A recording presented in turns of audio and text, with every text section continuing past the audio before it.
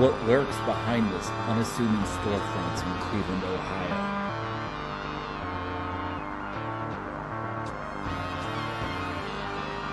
It's the Buckland Museum of Witchcraft and Magic.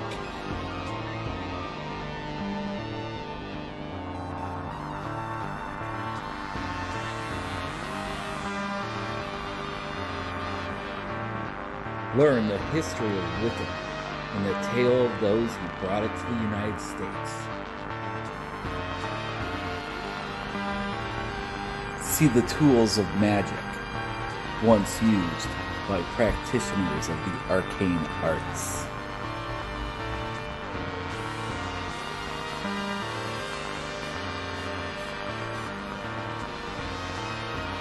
It's the Buckland Museum of Witchcraft and Magic. Welcome back to the Buckland Museum Frankenstein Radio Controls, broadcasting out of an unassuming storefront in Cleveland, Ohio. My name's Stephen Intermill. I'm the director of the Buckland Museum, and I do this in partnership with my friend Tony Rotunda from Columbus, Ohio. So, hope everybody's doing all right out there in, live stream land. I just have a couple things that I'd like to announce before we talk to our incredible guest, Denny Sargent. First up is we currently have an exhibit going on right now featuring the art of an artist named Shannon Taggart. Shannon Taggart is an incredible visionary photographer. Kind of her specialty is photographing seances. And, well, guess what? Remember 2 years ago? Remember when I started doing this 2 years ago, back when I had much shorter hair? Why did I do it? Well, we couldn't meet face to face for seance for anything any longer. So we turned to live streams, and so did the spiritualists. And this exhibit going on right now by Shannon are works exploring spiritualism during pandemics and live streams. So we have that. Also, currently on display right now is Darcilio Lima and Luciano Lupe Vasconcelos, two Brazilian artists. And this stuff's really incredible. And I'm really looking forward to kind of talking to our guest here, Denny Sargent, about some of the works in the show, because I see some lycanthropy going on here. Also, I just got off the phone with Laura Tempest-Zakroff. And mark your calendars, kids, because she will be doing an exhibit of her new Oracle deck here. It's going to be our fall exhibit on the big wall, and the art is from her new Oracle deck. So definitely something that should be interesting to everybody that loves the arcane, loves art, loves witchcraft, and everything else that everybody loves these days. All right, so no further ado, I am pulling Mr. Denny Sargent out of the ether and into the material land here. Okay, Denny. I have arrived. How's it going? Great. Things are good. I'm very excited. I'm getting ready and nervous about going to Starwood, and I've been working in my garden. I've been writing some stuff, and things are fine. Things are good. How are you? Oh, pretty good. It's been busy summer here at the Buckland Museum. Tourism season, of course. I never seem to have my head on straight this time of year. It's just how am I going to survive the next day? You know, the onslaught of people visiting the museum is always amazing, always fun, but can always be very exhausting and exciting for us here. Oh, I understand. I was a university teacher for 20 years, so it's lots of people is hard sometimes, or it's exciting, but it can be tiring. Yeah. So you're going to be coming to Cleveland very soon, correct? Very soon, and I'll see you. Yeah, no, it's fantastic. I'm really I'm looking forward to it. Never been. Tell the people what I'm doing for you. You are going to pick me up at the airport and bring me to the Buckland Museum, which makes me so happy because otherwise I would miss it, and I have to see the Buckland Museum because I actually have at least one little piece in there. You do? from Nima's thing, and I've always wanted to see it. I never got to see it when it was out here, out on the East Coast years and years and years and years ago. And I've heard about it. I've never seen it, so I'm super excited.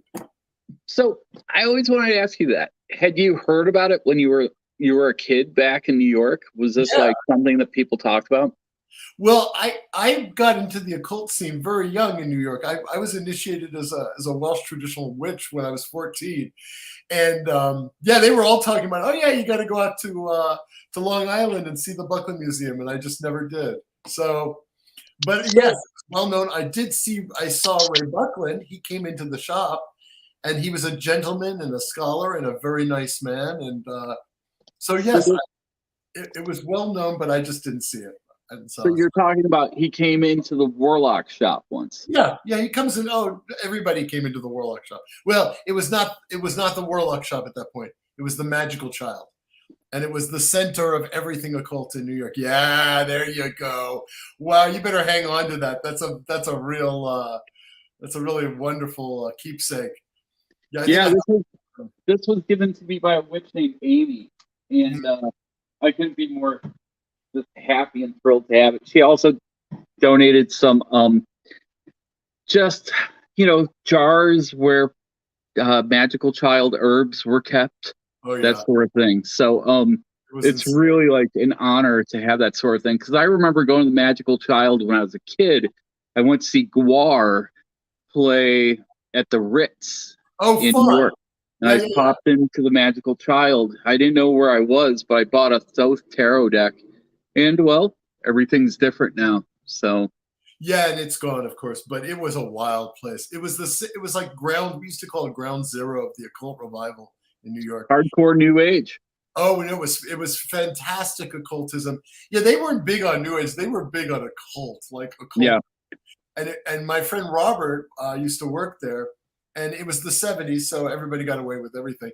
And he was like, 14, 15 and working behind the counter. I don't think that was probably what he should have been doing, but he knew where everything was.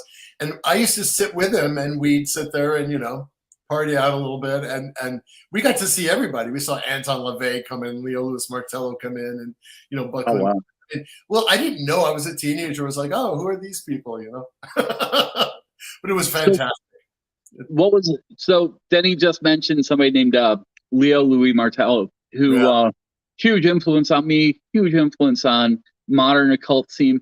Seems to have kind of been forgotten by the mainstream, but I mean, the guy was a stone cold legend, and I always talk about him with my guests because he was Denny, would you agree, kind of more into maybe baneful magic? Not so much. He used to. I hung out with maybe revenge magic. That's no. I used to hang out with him. I mean, I was like a kid. I was a punk rock, kid. I was at that point. I was into Thelema and everything else. My little group, my pod we used to hang out and do. We had our own little group at that point, and we're doing rituals of all kinds. And we used to hang out with Martello because he treated us like an adult, even though we were teenagers. I used to share cabs with him and stuff. And he talked. He was not sweetness and light, and he wasn't right. He wasn't like dark. But first of all, he always dressed incredible with capes, big hat, and canes and everything. But he also was very he was very matter of fact and straightforward about everything, and answered all the questions that I asked. And he was into Strega, and the Strega was a completely different form of witchcraft, as he would tell you quite clearly. And it wasn't baneful, but also they didn't take crap from anybody. I mean, I guess that's what, because it's my understanding he was much more love and light until the Stonewall riots. And after that, it became a much more personal thing for him. That's probably true. I think that I hung out with so many witches and pagans in New York City, and there was a sizable percentage that were gay, and it was fine with us. We didn't care. I mean, I had a black high priestess and a gay high priest, and it was fun. Yeah. All of that was fine. But Stonewall did definitely change things. But he was always pretty I don't want to say in your face, but he was a very honest, straightforward person. And there were a lot of people going around like sweetness and love and ye harm none and all that stuff. And he would say, look, I have nothing to do with Gardner stuff. I'm Strega, and we are old school. I guess today everybody calls it traditional craft or I don't know, hedge witch. I don't know what they call it now, but more authentic and real life stuff. So like I didn't see him as a negative thing. I was a punk rocker. I was angry. The Vietnam War had just ended, and yeah, I related to him more than to the sweetness and light stuff. But yeah, he was a fun guy, very smart, very witty, had great stories. Oh my God, great stories. Well, that's the one thing that I really love about Leo is he can really tell the whole idea of rhyming as a magical act was something that was very important to him. Curses and verses, yeah, everybody. Yeah, has. Yeah, I have a copy of that, which I love going through. So I have some other pieces here that are Welsh tradition, and you might be interested in this. It was a gift from the legend himself, Peter Lavenda, of ritual pieces that belong to Lady Siobhan, okay, Judith McNally, and I'm really thrilled to be able to share those with you when you get here. I'm gonna look through my boxes and boxes of stuff because I'm like an elder, right? Yeah. And I have some stuff to drop off for you. I'd love to add to your collection. It's wonderful that you're doing that because so many things are disappearing, and I mean, I'm hanging on to a number of books of shadows and a lot of magical stuff because it's history, and yeah.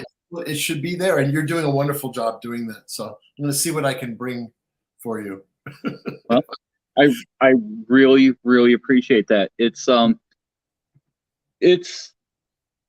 really an honor to be able to like share these pieces with the world, and it's really an honor that so many people have donated things to us and see what we're doing here. So yeah, you've got a very good cred. You've got very good cred, and it's interesting that we're having this conversation about witchcraft and all that, because I went into many different kinds of things. I've written books about hermetic magic. I was deeply involved in that, and Thelema, and I'm still deeply involved in that. And I'm one of the founders of the Horsemont Lodge, and I'm more or less. I don't want to say I'm the leader because I'm a coordinator for the Horsemont Lodge. Yeah. And you've got stuff there from Nima, and that's a key point in my life. But Werewolf Magick pulled me back into really old school craft when I personally got in. I went through a really rough time. You've already heard this story, but I went through a very hard time in my life, and was really at the end of my rope. And this wolf spirit started coming to my meditations. I'm a tantric too. I have two lineages in two different tantric traditions. So I meditate every night and do very simple, mantras and meditation. And this wolf spirit started showing up, and I was like, I don't know what this is, but over and over and over again, and sitting there, like basically letting me know, like I can help you through what's rough. And so I started doing what it told me to do, which was like run out into the woods and let go and let my animal self, instead of being, tied up and hidden and chained, like let it out and connect with nature, not be afraid of the fact that we are animals, because we all are. But to tap into like all the stuff that's inside, all the genetic information that's inside, to unleash that. And so I started doing that, and it was incredibly therapeutic for me. And I started getting more information from this wolf spirit, and then it led me into werewolves. And I've always liked werewolves, but it led me into this idea, like, well, where did this come from? And then I did a lot of research, right? And where it took me, a lot of it was, I looked at the Roman, the Greek, and the Roman, and all this, but then I ended up in the craft, and I was like, what? And I spent like 2 years going through witchcraft trial documents. About close to half of all witches that were accused of witchcraft were also accused of werewolfism and lycanthropy, and that really got me. I was like, what? And then I started to dig deeper, and I realized, oh, this was part of like like ancient pagan traditions and probably had pulled into these ancient, these very old covens. And there's some very explicit stuff in my book. I have a very explicit quotes about how these covens were run, and that the black man, or that was the term they used, or the man of the forest, or the lord of the forest, or the horned one, who was the head of the coven. This right? book right here, the Pack Magic book. No, that's okay. That's Werewolf. All right, from Werewolf Magick. Though I do bring some spells and craft work into Pack Magic, because I got pulled back into it again. I was like, okay, what goes around comes around, right? And what shocked me was that so many witches and so many quote unquote covens that were attacked and eventually tormented and probably killed. When they confessed, they talked about, oh yes, the head of the coven, whatever his name was, taught us how to shapeshift into wolves and to werewolves. And they have very explicit, explanation of how that happened and how it worked. And all of a sudden my head exploded, because I thought I've been involved in this since I was 14. And there's always been a kind of connection between quote unquote shape-shifting and the craft, but it's been very, very light and very, very new agey. And the kind of shape-shifting we did was really more visualizing becoming an animal, or a stag or a wolf or a bear, but it wasn't actually like going into a trance state. And then I started, and then I had met some shamans. I met shamans from Siberia, real shamans, who were Olchi tribes people, and they were brought to Seattle by a friend of mine who's now gone. And they used to lecture at the University of Washington, and they did workshops, and I hung out with them a lot and interviewed them for Pangaea magazine, and became fascinated with the connections between shamanism and witchcraft. And then it all pieced together in Werewolf Magick, because I took the stuff that I learned from them, and I took the stuff that I learned from shamans in Guatemala. I met a shaman in Guatemala who turned out was our guide and took us in, and we went off the beaten trail and hung out with a whole group of shamans, a whole group of, I don't know what you call it, group of shamans in Guatemala, but and went to rituals, Mayan god rituals and stuff. Anyway, so I pieced it all together, and I was like, okay, how did this work in ancient witchcraft or older witchcraft, medieval witchcraft? And that's what's a lot in here is the shape-shifting stuff is in here. So that's what brought me around was I came back into witchcraft again, and now I'm actually hanging out with witches. I was a member of a coven for a year or year and a half, and now I'm back in connection with my old high priestess from the 1970s, who now lives near Seattle. Oh wow, cool. Yes, Karen, Lady Althea, she was like head of she's just been declared the queen of the Welsh trad. And yes, she lives not far from here. And well, tell her we say hello. Okay, she'd be a good person for you to talk to. We have lots of stories. Oh no, between us, get a beer at us and we'll tell you stories about New York that were like insane. So anyway, that's what brought me back into Werewolf Magick. And people look at this and they think it's hokey, and they're like, werewolves, what? And I'm like, look, actually, the greatest thing that's happened so far is a movie by Eggers, the director Eggers. Yeah, I saw that, and I was like, this is like Denny's book right there, there. While it was going on, I was laughing. If you want to see what I'm talking about when I'm talking about werewolf shapeshifting, watch The Norseman, because that scene with the shaman, with the psychedelics, with everything. Anyway. Yeah, yes. I was watching that movie, and I think I was like myself and maybe somebody else was at the other side of the theater. And that was happening, and I was just like, "This is exactly how Denny describes it in his book." No way. So that was very impressive. Good job, Denny. Entertained me very much this year. What happened was several friends of mine literally kidnapped me, and took me into their house and sat me down and put me in front of a big screen and said, "You have to watch this movie." I'm like, "Oh, another Viking movie." No, you have to. And it got to the scene, and they were all like, "Okay, here it is." And I started howling. I said, "Oh my Werewolf God. They got it exactly like my book, and it made me feel so vindicated. I was like, wow, I actually was on the right track, and yeah, it's one thing I missed from the movie, by the way, that somebody told me who read a great review of it.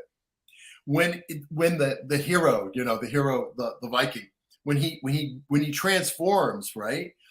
One of the things that went by me and I missed it is that there's two kinds of berserkers, right? There's the wolf berserker called Ulfsark, and there's the bear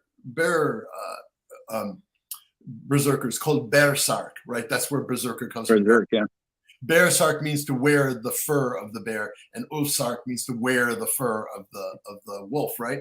So in that movie, and apparently I missed it, but they didn't. They said he was the only one. The hero was the only one to take both spirits. Oh, damn! The wolf and the bear, and I was like, okay, that's a badass shapeshifter. Yeah, right on. Damn, son. Yeah, is that something that you've experimented in yourself? Or is it strictly wolves with you? I love bears. What can I tell you? But I have enough to handle with what I have. And actually, in shamanism, I've heard from in Guatemala, and I heard from the Olchi, you don't really get to decide. The spirits come to you. Yeah. And that's why when I told people, oh, this wolf spirit kept showing up in my meditation, the people who knew about this said, that's the spirit that's working with you. So no, it wasn't a bear, it was a wolf. And it's still with me, and it's a big part of my life, and I have a whole altar set up to the great wolf spirit, and I work with him. So do you have a particular name for the spirit, or for you to know and me to find out one day? No, I have my own private name for my own personal, but what you'll find in the book is I use the term faunus lycan, and Lycan as in the root of lycos or wolf, right? Faunus is the Roman Pan. You probably know that, and he was the god of Lupercalia, which is the Werewolf Festival, and as the Roman Pan, Faunus, he was also a god of wolves, which is very, very interesting. So, and also it's the name of your doggy, right? Yes, I did name my dog Faunus. I'm not sure that was the smartest move because he's pretty wild. It's like one of those things when I had Saturn tattooed because I'm a funny guy and I had to have a tattoo instead of a normal ring. I went with the wedding ring of Saturn. And if I had thought about it being such a turbulent planet, I probably wouldn't have done it. But Julian and I are like super smooth, so I think love conquers even the turbulence of Saturn. And Saturn also earths things, and you running a store, Saturn is probably not a terrible thing, but it is definitely going to be a little more exciting in your life. Yeah, there's never a lack of excitement around here. That's right. Yeah. Saturn is all occultists love Saturn. Black and all those sorts of things. Dour. So Kelvin Fraser says the Northman, future investment. That's what we're talking about. And Kelvin, when you're watching it, pay particular attention to the werewolf part. Maybe rewind it and watch it again because it's really powerful, really fascinating.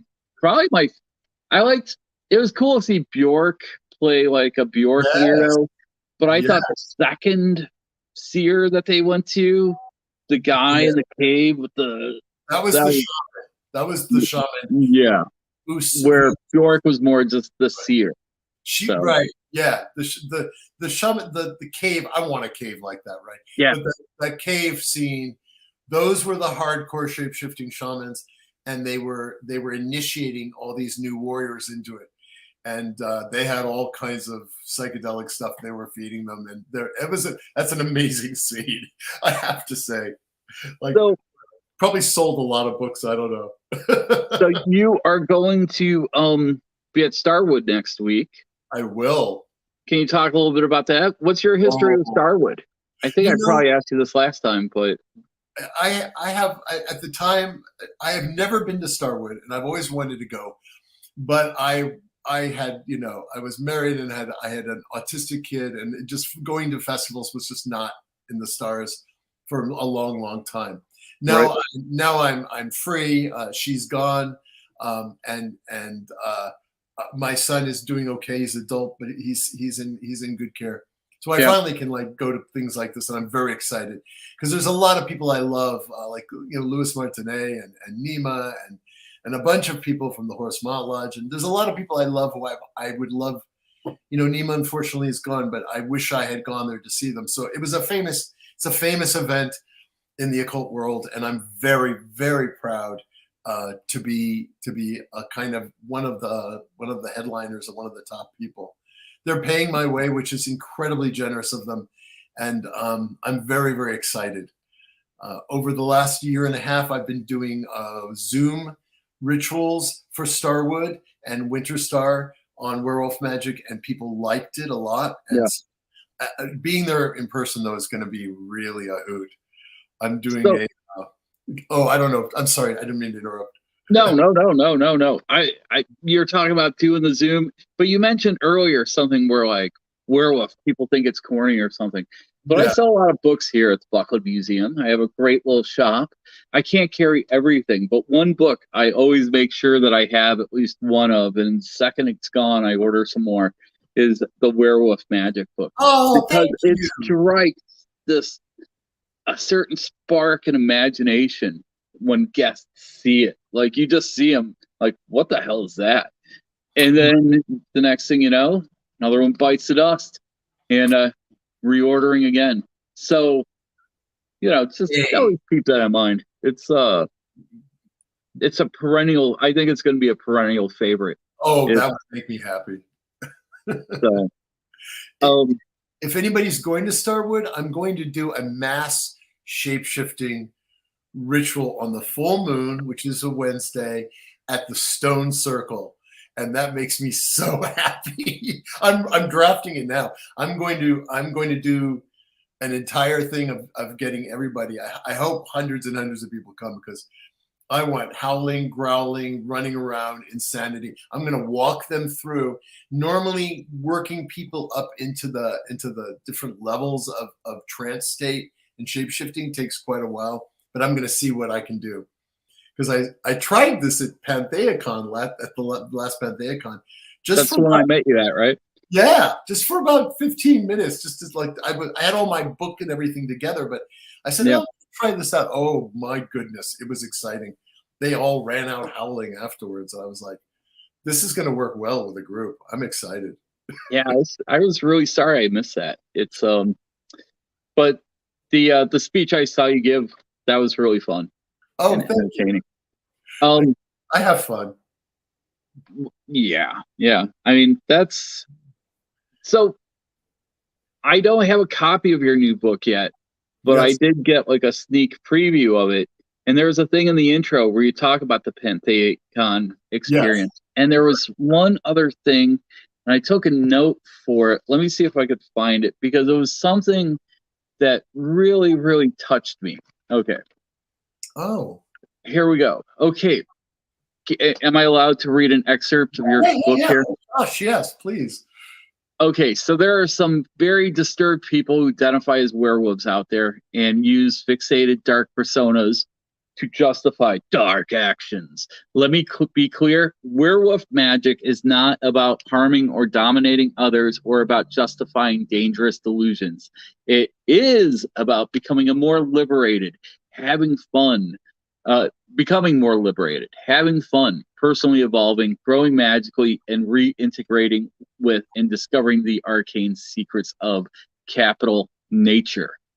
Our magic is not about horror movie werewolves and other such tropes or werewolf media saturated memes.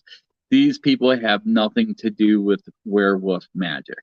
And I was like, right on.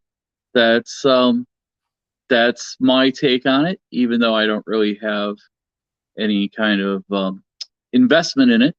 But let me put it this way: I think that I love the part about having fun, because that's right. It's about having fun.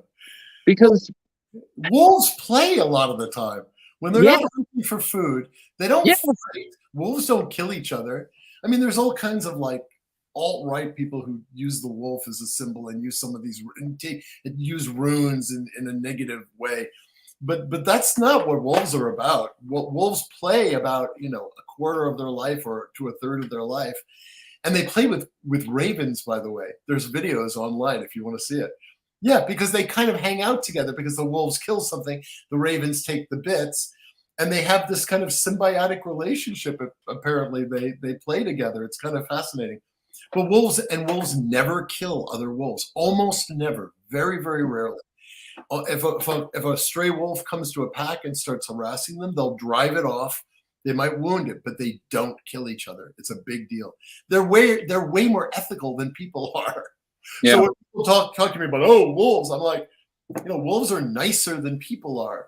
And if you've hung out with wolves or seen wolves, if you go to some of these places, they're very open to coming up and smelling you and being friendly and interested in you. They don't race at you. I managed to I tracked a tiger in Nepal once, and got to see a tiger up front, and that thing will just kill you, rather than look at you. So I'm going to go with wolves as being way nicer.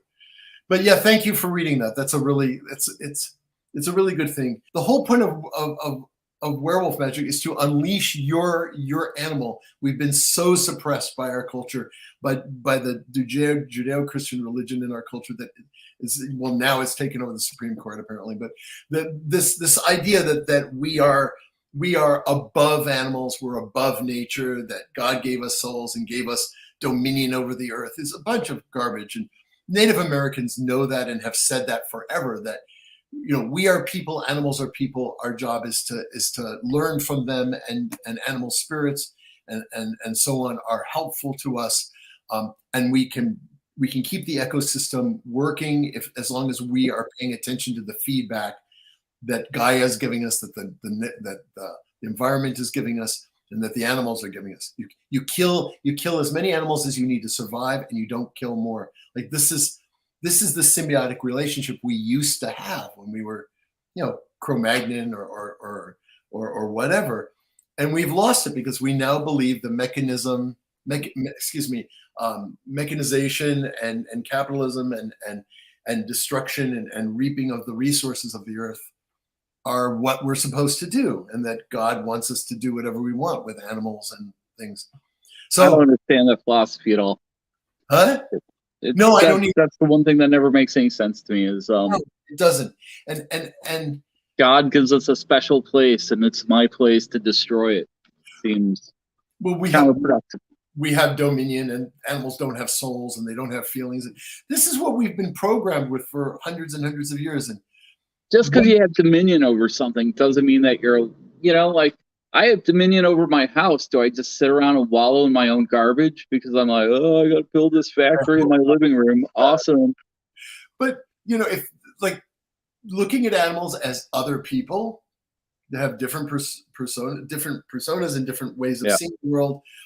And listening to Native Americans and other tribal people, because I've traveled around the world, they see animals as co-inhabitors of the world, not a subset that can be, slaughtered at will. And so these ideas are fading, unfortunately, as Western culture is spreading. But it's fascinating to me that animism is the root religion of all paganism, of all religion, but people are not connected with that because we are animals. We are 98% chimp DNA wise. We're 78% wolf DNA wise. We embody all the DNA of all the animals that have ever existed. And part of the shape shifting is you're bringing that DNA up. You're connecting with all the animal energy and DNA that's in your body, and you're suppressing this strange ego-centered upper cortex that makes us think that we are the end all and be all. In the shape-shifting stuff, you suppress it, you push it down, you let go of it, and you let the animal energies and the animal spirits come up. And this is what I do when I do shape-shifting. And then when I'm in that state, when I'm really in that full trance state, I don't think like a person. I'm just simply existing. I'm just being. I smell things and I see things, and I walk through the woods, and my eyes are better, and my hearing is better, and my smelling is better, and all these things. So, and it's very therapeutic.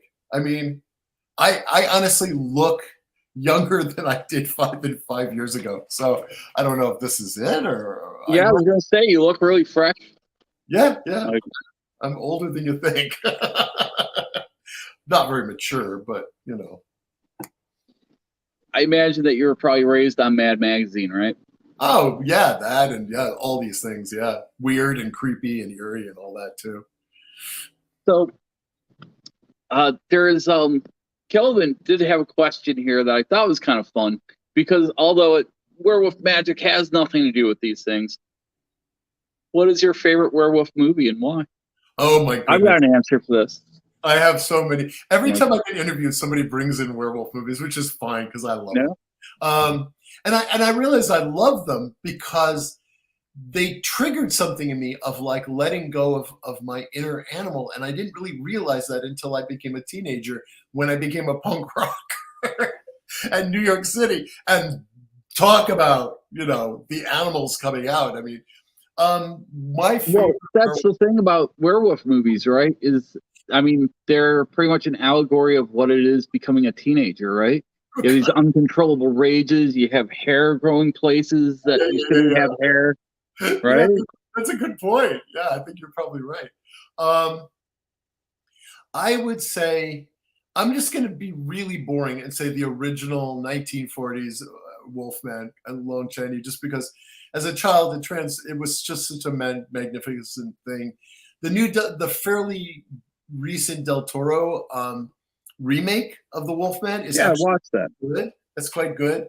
I'm still waiting for the best werewolf movies to come out because they haven't come out yet. But I love the role playing game. I don't know if you know it, Werewolf the Apocalypse. That's my favorite role playing game for sure. It's really great. It's a White Wolf role playing game. Okay. More hardcore than D&D. I'm trying to think of probably the most interesting werewolf movie that sticks in my head that's fairly recent is called Were, W-E-R. And it's French, and it's way deeper and more interesting and more intense and kind of authentic in a way than most other werewolf movies that I've seen.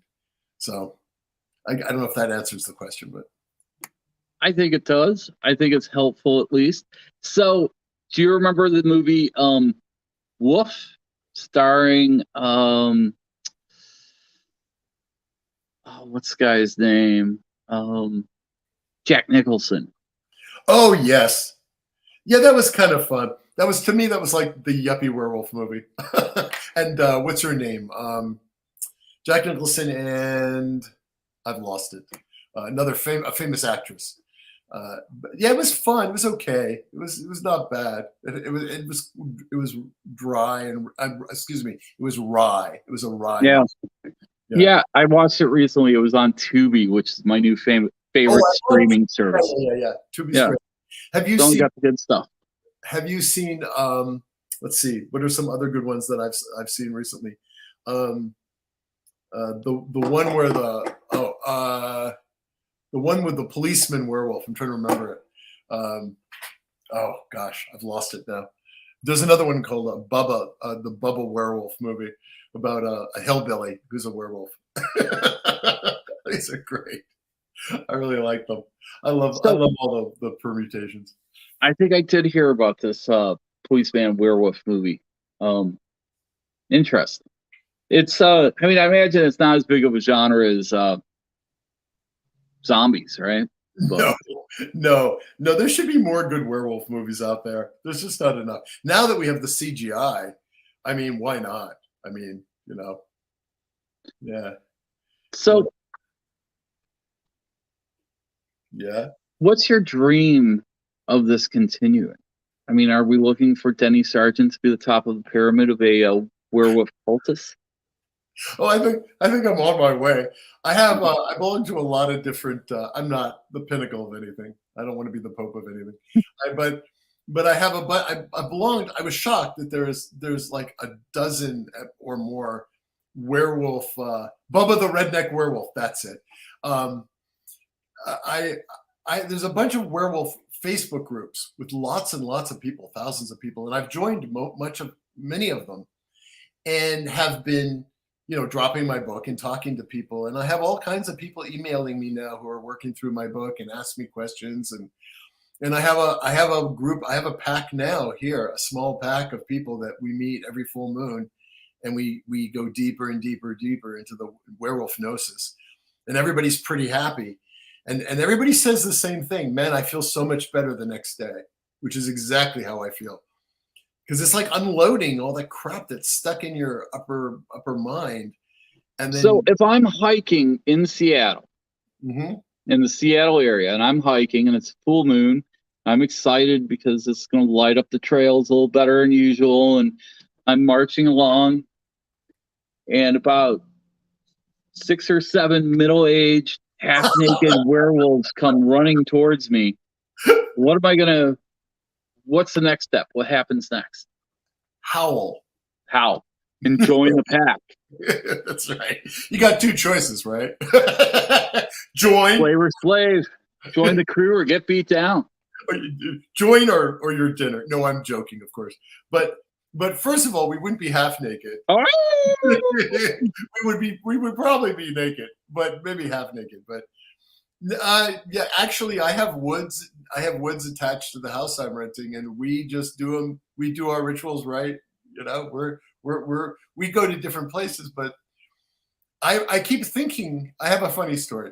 We were a very short story, I promise. We were doing our full moon get down, and it was wild, and it was very, very loud, and howling and growling and running around and doing stuff at the top of our lungs. And I kept thinking, oh man, the police are going to get called. And they have never been. I've been here 4 years, and the cops have never been called. And at that point, I said, all right, we have to stop. And then the next day I'm gardening, and some people walked by, and I was chatting with them, and they said, oh, guess what? We have coyotes again. I said, oh, that's nice. I love coyotes. And we went back and forth. They said, yeah, we haven't seen them for a while, and they haven't been here for a couple of years, but apparently we have them again. I said, oh, that's fantastic. They go, yeah, they seem to be running on the full moon. And I said, oh, that's really, oh.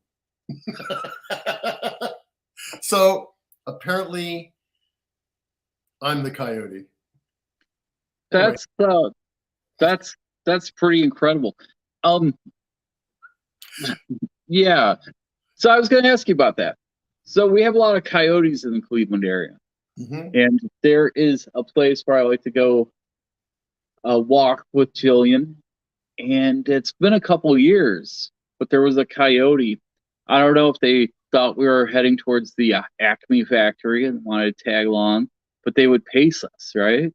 They like people, especially if you are someone who exudes the aura of being feral or okay with feralness, okay with animals, okay with that whole, love of earth and consciousness. I mean, they know, they can smell where you're at. Coyotes are very social. I've had them. I pulled my car over thinking there was a lost dog not too long ago, trotting along the road, and I rolled down the window. I'm like, oh, are you lost? And it looked at me, like, no, I'm good. And I was like, oh, coyote, see ya. And it went running. No, coyotes are fantastic. I mean, I have a dog. I exude that kind of thing, I guess, but love coyotes. But they all come from the same source. So if you're, let's say you're experimenting in this sort of thing, is it something about the pull of the wolf that makes it, or do I have a possibility of being a were-coyote, or is it just doesn't part of the magical magnetism, animal magnetism? Absolutely.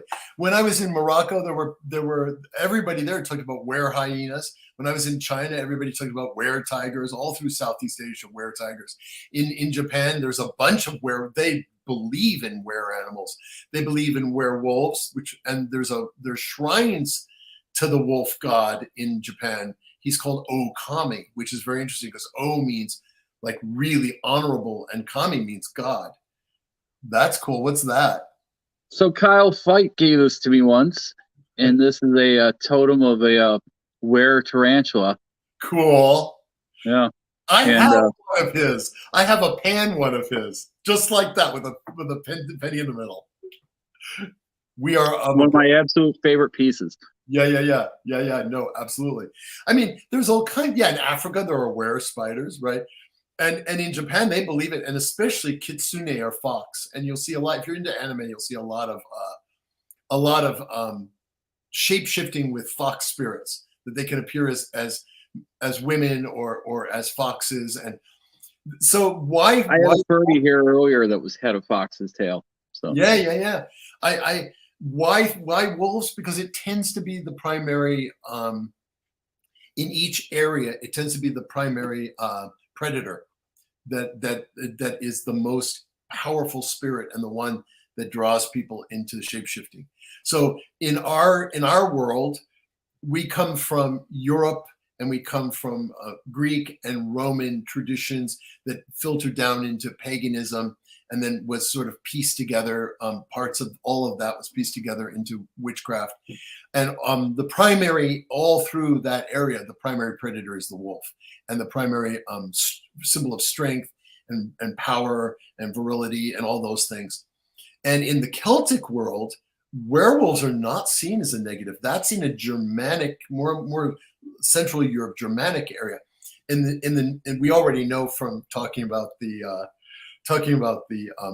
Norsemen, that in the Viking world and in the Norse world, the wolves were seen as powerful role models, and they were strong and brave. And Odin was the Lord of Wolves and had 2 wolves with him. And he himself was a shapeshifter. He was the god of shapeshifting, which people don't realize, that he was always connected with sorcery and shapeshifting.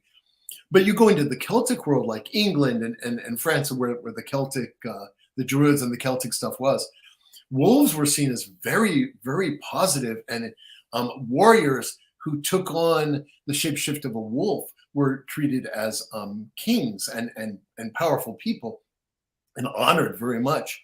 And there's a tribe. I mean, as I was researching, I found so much stuff. It was amazing how much of this has been suppressed or ignored. There's a tribe in Ireland called the Ossory tribe, who have been connected with wolves and werewolves forever and ever and ever, all the way back to prehistory. And the people, there are historians who wrote that if you go to the Ossory tribe, every year they have a festival, and the entire tribe turns into werewolves for a week, and then they come back and turn into humans. Herodotus went to part of Russia, and the Nurai tribes, and this is ancient Greek history, and he watched the same thing. He watched the entire tribe on one festival day all come together and do this incredible ritual, and they all turned into werewolves and stayed that way for a period of time, and then shifted back. I've seen this story over and over and over and over again. It's kind of fascinating. So, it doesn't mean people are growing hair and fangs. It means they're going into a fugue state. They're bringing that energy into themselves. They're raising that animal out, and the entire group shapeshifts and goes amok. It's great fun. I mean, in medieval Christianity, it was evil because clearly Satan was behind it. But there were still, even in medieval times, Wolfwalkers, nice. I love that movie. That's a great movie, by the way. If you're going to pick a werewolf movie, that might be my favorite one is Wolfwalkers, the new animated movie, if you haven't seen it. But yeah, this has been part of our culture, part of our world for thousands of years, and it was the church that like erased it, got rid of it, turned it into a trope of evil and bloodthirstiness and all that. So I'm just reviving the nice side.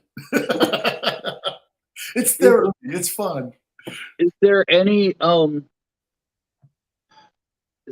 werewolves in the Abrahamic traditions? So this is funny, and you probably saw it in here. I found out that in fact there's a Hebrew word for werewolf, which shocked me because I'm a big fan of Kabbalah and Western traditional magic, and I had no idea. and so it's actually in here. I have a thing in here about it.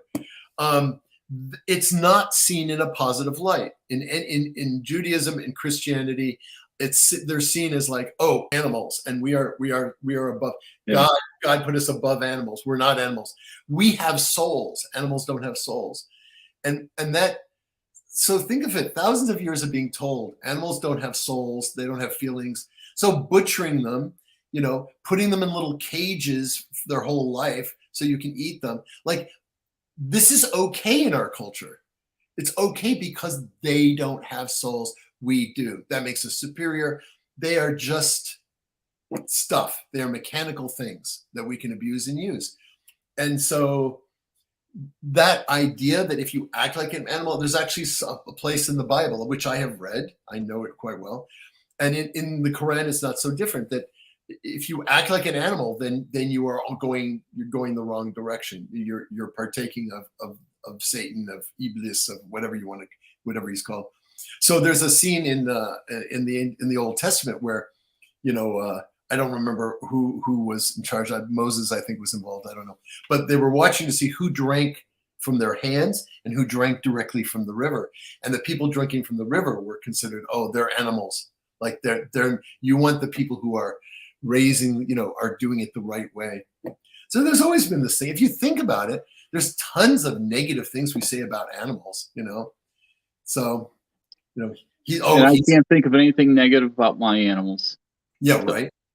Yeah, like he's a wolf. He's a wolf in sheep's clothing, or he's wolfing down his food, or Yeah. I want to show you some images of an exhibit that we have going on right now called Protection Magic, and it is just a really, really, really cool exhibit for me to be able to share with people. It was created by Stephen Romano Gallery, New York City, who always delivers the good stuff. Cool. And what's actually called Magia Protectora. Huh. And some of the images, let's see. This one, no. All right, this is the masterpiece right here. You notice I covered it because, well, I don't know what Facebook gets mad about, what they don't get mad about these days. So see what we have right here? Yeah, I love it. So you're making me very excited because I have a spell. I have several things in Werewolf Magic about protection magic, and Wepawet is the Egyptian god of wolves. By the way, Anubis, the newest archaeological stuff coming out, the newest anthropological stuff. Anubis is not a jackal. Anubis was a golden wolf. And this is the brand new stuff, and it's in my book actually. But Wepawet was a wolf, a different kind of wolf, and Anubis was a golden wolf, which don't exist anymore. So, but anyway, I'm really big on werewolf protection stuff, and I have a bunch of spells, and I'm going to I actually did one at Starwood virtually last year. I had everybody do a werewolf protection spell. So that's awesome. Well, yes, I mean. Here's the thing, people are like, oh, werewolves are vicious and horrible and rip people apart. Not necessarily. They're just strong and powerful. And if you're under attack, if you're under psychic attack, what do you want? I mean, do you want to you want to do gerbil magic? I mean, what do you want when you're under attack? Yeah, there you go. Now that's a good one. That's a scary one. I mean, I'm a tantric, and if somebody messes with me, I ask Kali, I say, Kali, give them what they want. That usually is pretty good. Yeah, these are lovely images. I love this art. I should send you some of my werewolf art. I have piles and piles of it. I exhibit it here in Seattle. So yeah, I would love to see it. That's a protection rune. This one is a protection rune. This is one is a protection rune. This is the the fangs of the wolf. This is I use this for warding. It's a claw. It's a claw thing when you're in trance. So I have it. It's built in. It's built in, and it's what craft used to be. When you talk about Leo Louis Martello, and it's like, oh, he was dark. No, he just didn't put in a lot of crap. And if someone was messing with him, he would definitely throw it back. And I guess that's what I was trying to say, just not as eloquently. Fascinating stuff. What do you think Leo would have thought about Werewolf Magick? Oh, he would have loved it. Yeah. He would have loved it. He was like, "Oh, that's great. What are you doing? Let's see it." I don't know about the shape-shifting stuff, but he was a strong believer in, going to the Sabbath on the astral plane and all that. And I'm working a lot with the astral stuff. There's a book that was very crucial to my stuff, which is called Fairies, Werewolves, and Witches by a man named La Cantu. It's an academic book, actually. And he talks a lot about the double and how he postulated and did a lot of research on how people did this kind of shape-shifting. And the double is in classical cultures, the double is, they believed in different, that you have different souls, right?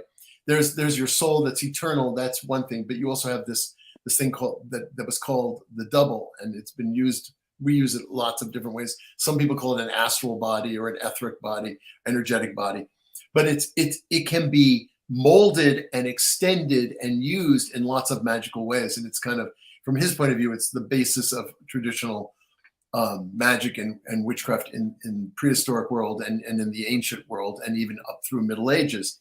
So I realized it was a key thing, because I realized like part of shapeshifting is about extending your aura and then infusing it and filling it with energy, and you can shape it with your imagination and visualization. So if you wanted to be a wolf, then that's what you see. And working with a group now, after doing a bunch of things, I asked people like, okay, well, tell me what your wolf looks like. And they immediately like, oh no, this is what I look like.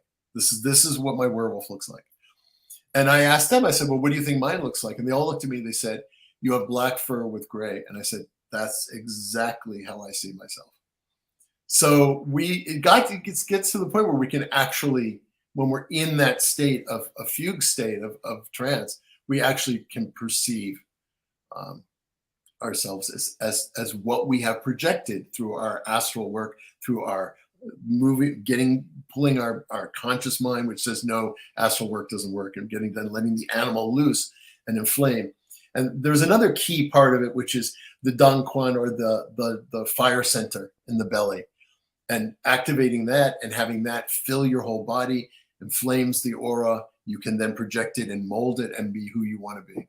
So I put some thought into this, and I was like, and for 4 years I was piecing this together and doing it myself in the woods, thinking I'm out of my mind and I should, before I write anything. And I really didn't plan to write a book about it. I went to PantheaCon 2 times ago. Went to PantheaCon trying to sell a book, and I had 5 proposals. And I grabbed the Werewolf Magick proposal at the last minute. I had one on transfer I wanted to do. I had one on traveling I wanted to do. I had all these other ones. And I sat down, and Weiser and Llewellyn both looked at it, and they both pushed everything aside and picked up Werewolf Magick and say, we want this. Llewellyn was first, so they got it. But I was like, what? Seriously? That's the one you pick of all the 5 that I have here? There's just something really sexy about it. Really fun. Really, really interesting. And it's old. It's old and it's real. You just got to watch The Norseman. So one thing that I did want to show is I mentioned the Shannon Taggart exhibit that we have going on right now. Yeah. Okay. Beautiful. And this is a photo from that exhibit. And this is a photo of one of my friends, Lauren Thibodeau, a friend of the photographer, Shannon. And when I look at Lauren, she does not look like an elf / Mr. Spock entity whatsoever.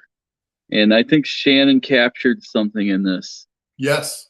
That I just wonder if, like, in your experiments, I wonder if there's anything that can be captured via like long exposure, that kind of thing of I have some weird photos. Amorphic shape of the werewolf. I have, and I've done, like I said, I've done a lot of painting. I've done a lot of art. Yeah. And so, but yeah, no, it wouldn't surprise me.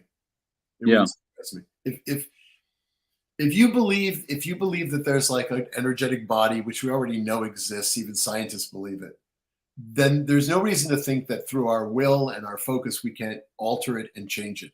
Like, why not? I mean, why not?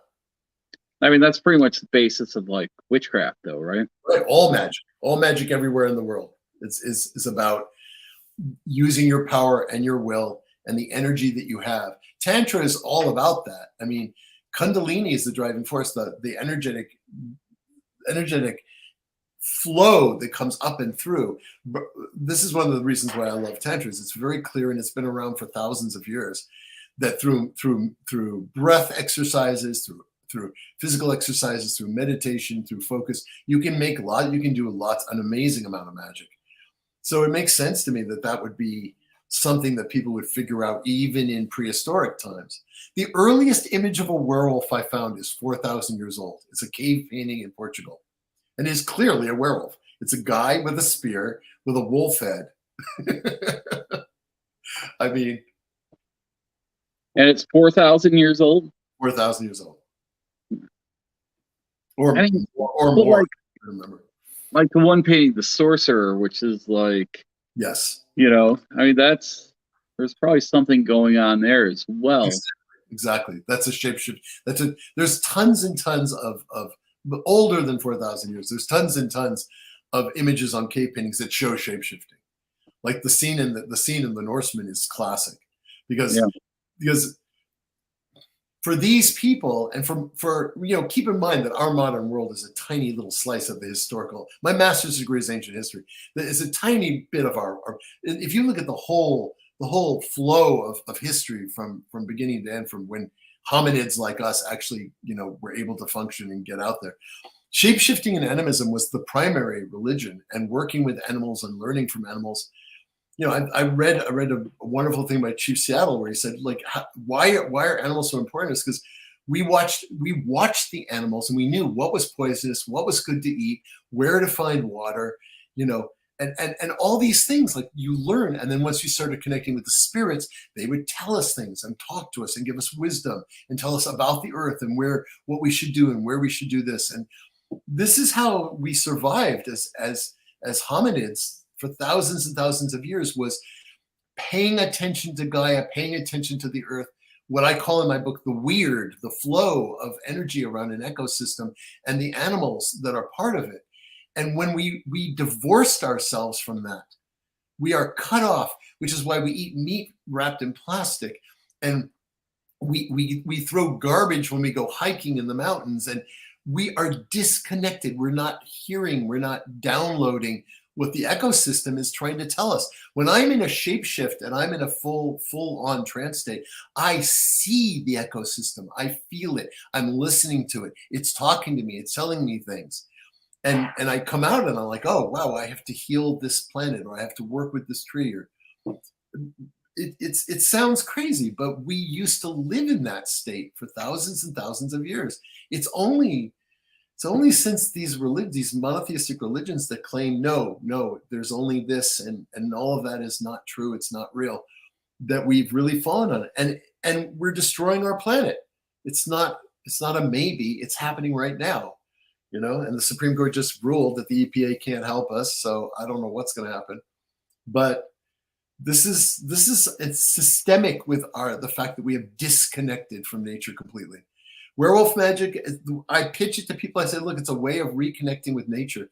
When you can unleash your animal self and suppress all this hyper intellectual stuff for a while, you suddenly open up to nature, and you're like, oh my goodness, I can feel the trees, I can see this, I can crawl through the woods at night and see things, and I used to grab raccoons and deer and stuff at night. I mean, it's not supernatural.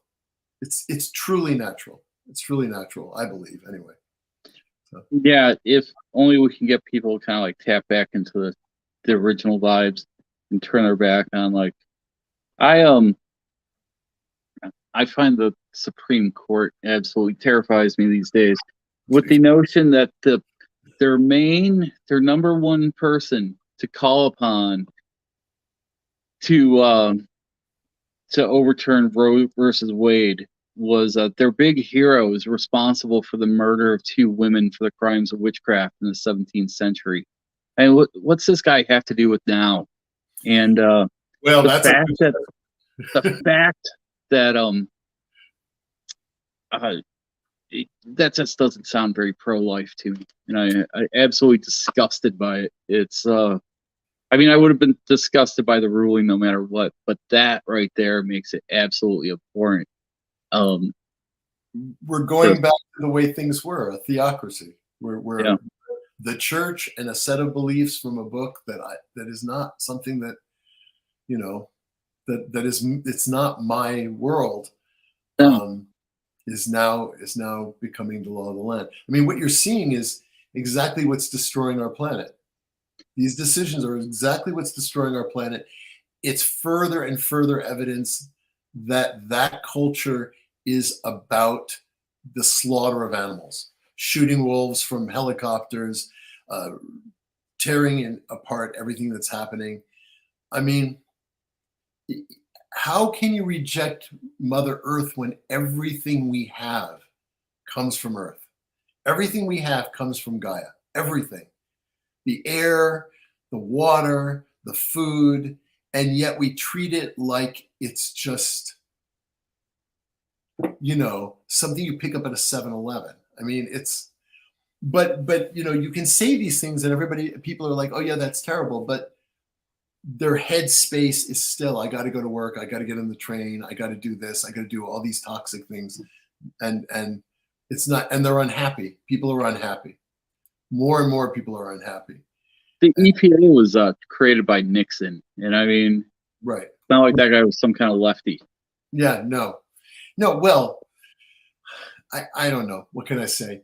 There's no doubt that global warming is happening. There's no doubt that the environment is collapsing. There's no doubt that things are going to get very bad very quickly, and yet nothing is being done because there's a large group of people that are happy to be raptured and that the end times are coming. And I think that's, you know, you have enough people with a suicide wish, and then the rest of us are unfortunately going to be pulled into that paradigm. I don't want that. It's not how I see things, but a lot of people do. And I've talked to them. They're very intense about it, and they believe very strongly. And I'm not going to argue with their beliefs, but what can you do? So I go into the woods and howl a lot. Yeah. Some insane thing to do. Yeah. If anybody wants to contact me, or I'm at werewolfmagick.com. Magic with a K at the end. Werewolf and then magick.com. And my name is Denny Sargent, and I'm on Facebook. I have an Instagram, blah, blah, blah. But if you want to contact me, I love it when people contact me. People do, and they're like, "Oh, I don't want to bother you. I know that you're busy and you're an author and all that." But no, I'm not that busy. I love it when people contact me. I have all kinds of people writing me, and I'm like, "Yeah, I'm happy to spend time talking to you." You know, that's the way I feel. I wouldn't do this if I was trying to create a beacon of like awesomeness to come at you. You know, it's like you create are the arc. You know, you are creating a beacon of awesomeness. You definitely are. You are. You're a beacon of awesomeness. And you are too, Denny. Well, I'm trying, but thanks. I look forward to picking you up at the airport on Monday. It's going to be fun. I look forward to shuttling you down to Columbus so you could go on great adventures. I wish I could experience Starwood with you, but unfortunately, you got to work. I'm tied here, you know, and that's the thing is like, I love what I do. I love sharing it, but not being able to experience something is kind of a bummer. So you have a good time for me.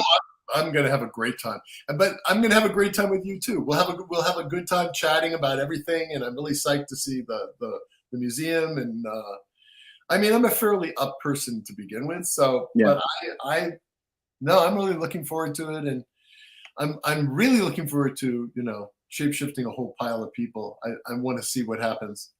Yeah, I do too. I Hey, look forward listen, to hearing about it. if you ever come out here, I'm happy to take you around and do some stuff. Be fun. That sounds good. Yeah, right. Yeah. What's Seattle like in March? Nice. Usually rainy, but I mean that's Seattle. But it's not cold. It's usually like sprinkling and 60 degrees is kind of our norm. That's definitely my vibe. Oh well, then good. I grew up in Sweden, so it's Oh, you did? that's why I like it. So You grew up in Sweden? yeah, my mom's Swedish, so I guess I didn't really grow up there, but I spent a lot of time in Sweden as a kid. So I've been to Sweden, and my great grandmother was Swedish. oh, cool. Do you know what part? Excuse me?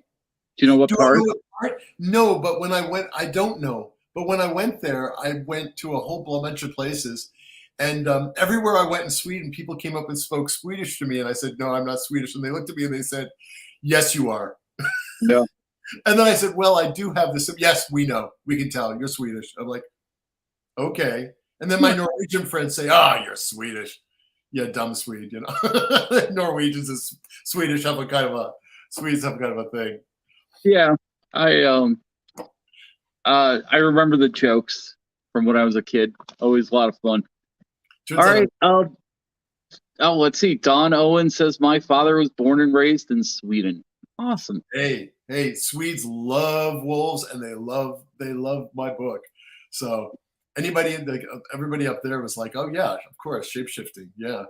When I spent time in Iceland, and they were like, oh no, we totally believe in shape-shifting. We totally believe in werewolves. Like they didn't see any big deal about it. They were like, well, yeah, why not? I hung out with people with like this rune here is from Iceland. They're like, we really need a book about it. Yeah. I expect him to just go, shh. No, don't do that. Don't mainstream it. Yeah, don't mainstream it. Yeah, that's a good one. I like that. So what do you think? Is this going to be like in 10 years when people are talking about this kind of witchcraft and that kind of witchcraft? Is werewolf witchcraft going to be like one of the ones that people are like, obviously, Well, that's why I wrote this one. This is I don't know if you caught the subtitle. Yeah, we haven't really talked about this at all. Let's talk about that. The Shapeshifter's Book of Shadows. Right. And at first they were like, wait a minute, why are you doing that? And I said, because I came up in the craft. And one thing I realized was this was more of a solo book, and this was really me figuring out what this was and what was going on with me. And then lo and behold, it became a book. I didn't expect that really. But the more I started working with other people, like a pack, and I'd always envisioned like it really to make this really work well, you would want a pack, because that's wolves. Wolves aren't solo, they like being around other wolves, and it's important. And so I started coming up with rituals for groups, and then I started working with a group, and then I started expanding the rituals, and then I pitched it to Llewellyn, and they were like, yeah, Werewolf Magick is doing well. Yeah, we'll publish the second one. So I owe them a lot. I mean, yay, Llewellyn. So this is, I'll show you something you'll get a kick out of. I don't know I don't think it was in what you had it. But this is the front piece. And I don't know if you can see the quote, but it's Rudyard Kipling. For the strength of the pack is the wolf, and the strength of the wolf is the pack. Right. And that image, that's one of my art. That's one of my paintings. Yeah, I recognize it as your style. That's me. That's my view of myself after shapeshifting. That's awesome. Well, I don't know, a little scary maybe. But there's also an entire deck in it, and an oracle deck, a Werewolf Magick oracle deck, because the more work I was doing, the more stuff was flowing through me and coming out of me. And I primarily earth stuff through art, and I have piles and piles and piles of this stuff.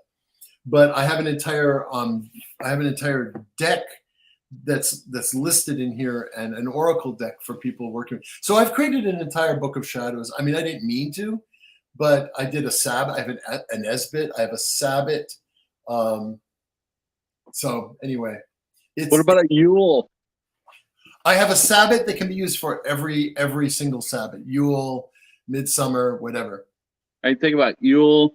You got the fly-agric mushrooms. You become the wolf. You give presents to kids.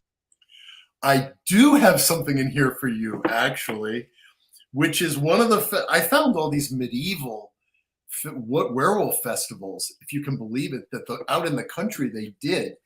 And there was one called the Werewolf Parade, and I reconstructed it in this book as something that you could do with a group of people. Let me see if I can find it. It was called I don't know if I can find it right off the top, but the Winter Werewolf Proud Parade. And this is like right out of a text I found from the 1500s, where this guy who worked for the church was saying, these people in the countryside, they do this and it's wrong.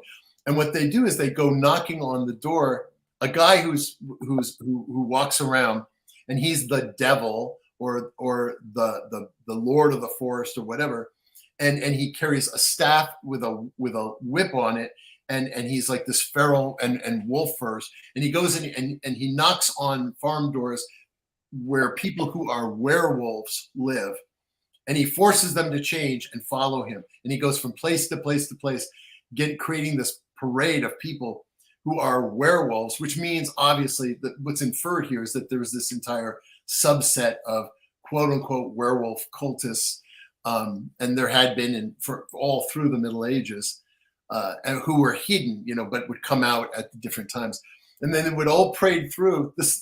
I have the quote in here from the actual priest who was ranting about this, and they would sort of take over it, and in the midwinter, and nobody would go out.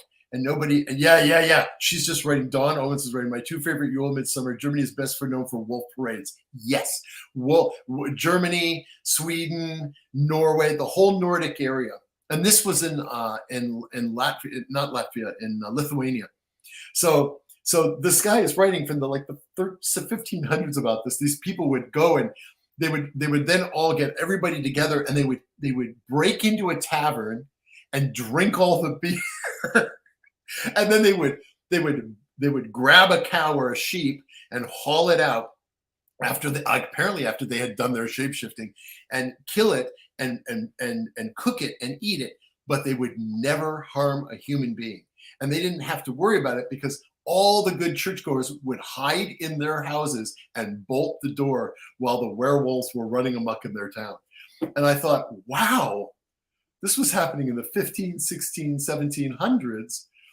I want to know who these people were. And so I decided I was going to put it in this book and make it a festival.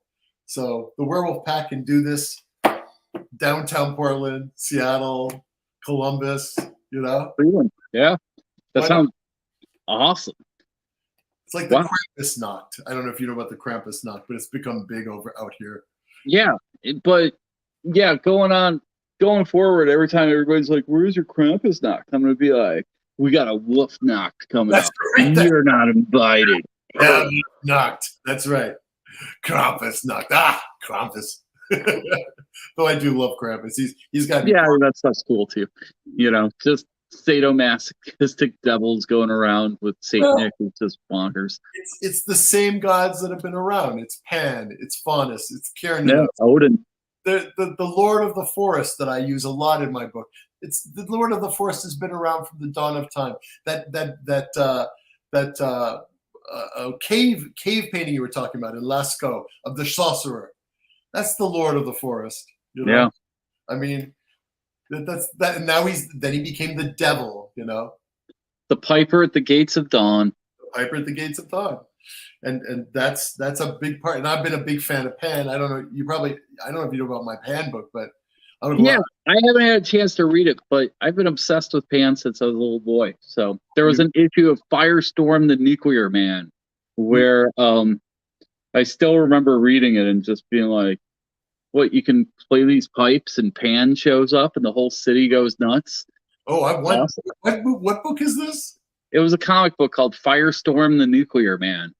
Wow. I'll dig it out and I'll show it to you when you're here on Monday. I would love to see it.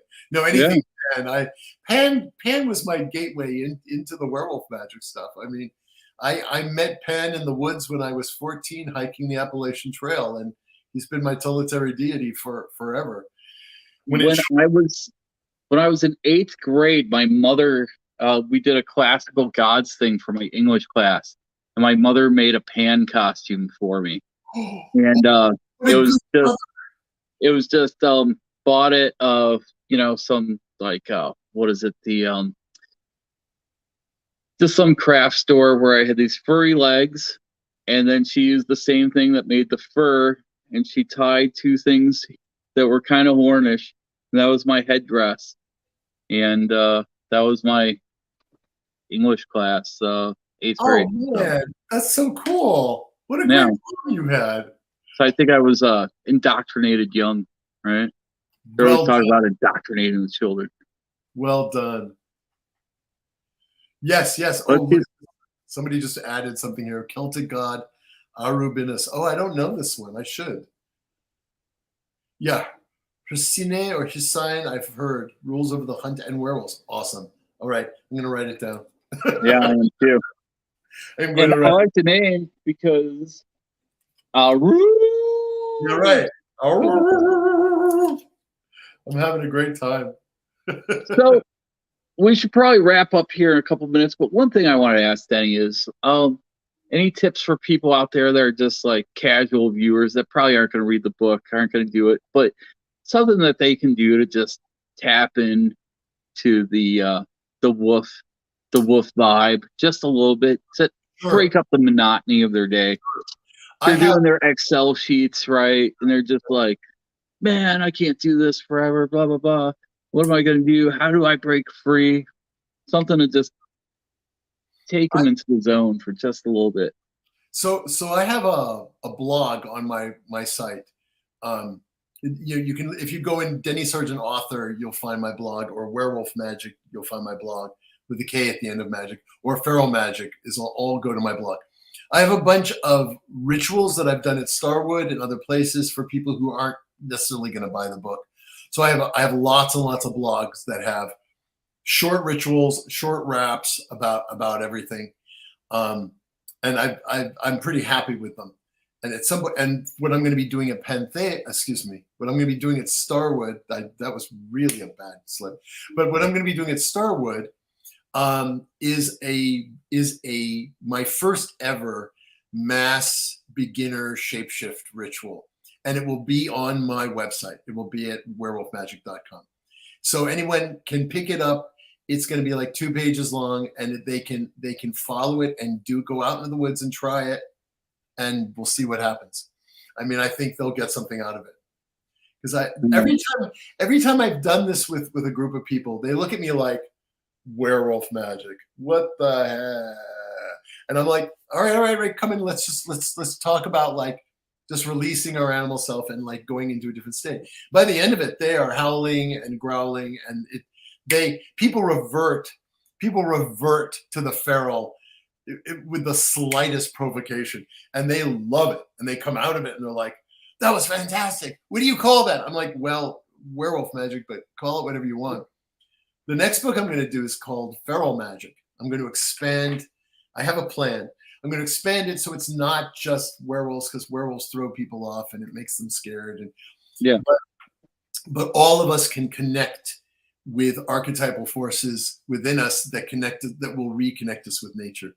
My overall goal in life is to get people out of their modern head, have them rip away all the chains and bindings and mummification that our culture and our school system and our religious indoctrination, everything that has taught us that this is the way life is and made us miserable, that by sidestepping it, we can rip it away and have direct connection with nature and have a miracle. Like, we'll be like, you plug in, you're like, wow, where have I been? Like, this has been going on, and I've been out here, and there's a wall, and it's right here. It's right here.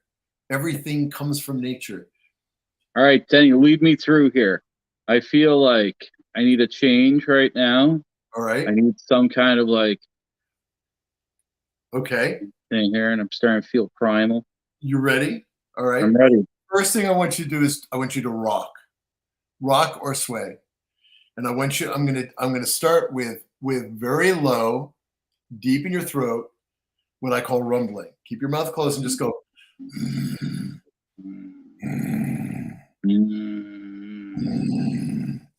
Low, down, down, down in your throat.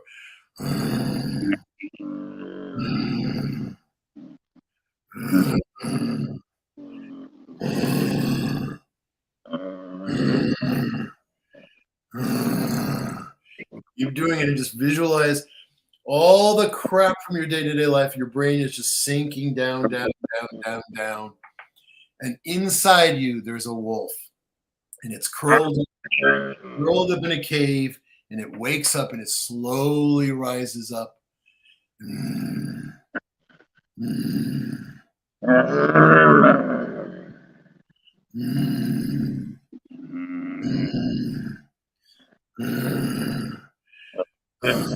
No, this usually takes a long time. We're not going to do a long time, but you just do this for a while. And just stop thinking, stop talking, and just. And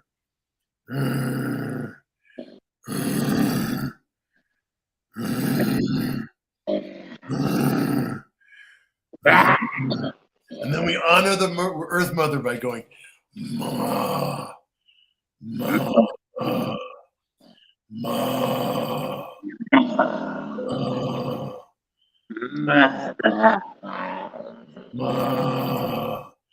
Ma, Ma. Then we honor the Lord of the Force, the trees and nature around us. Ah, ah, ah,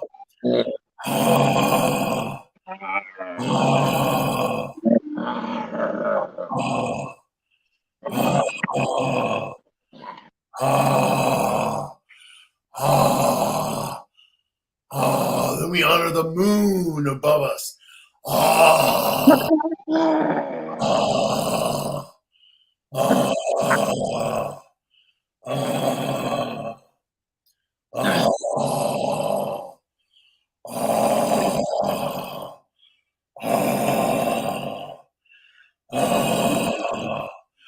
Then we reach out and we honor the wolf spirit as it fills us and comes to us.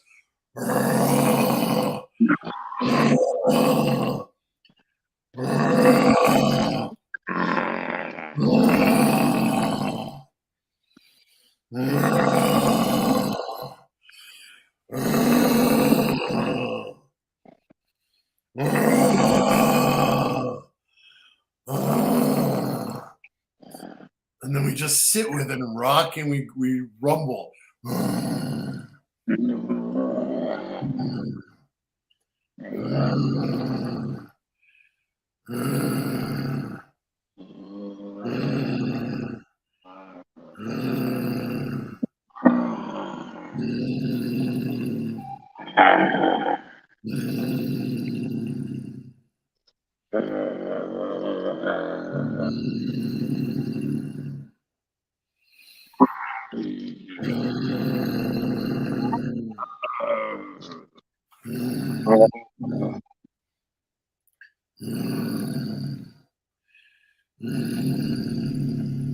You know how Starwood used to put out those cassettes?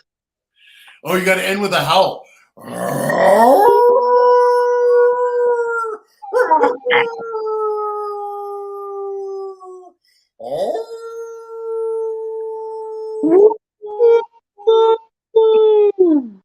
And then I end it with bringing it back down again. The moon, ah.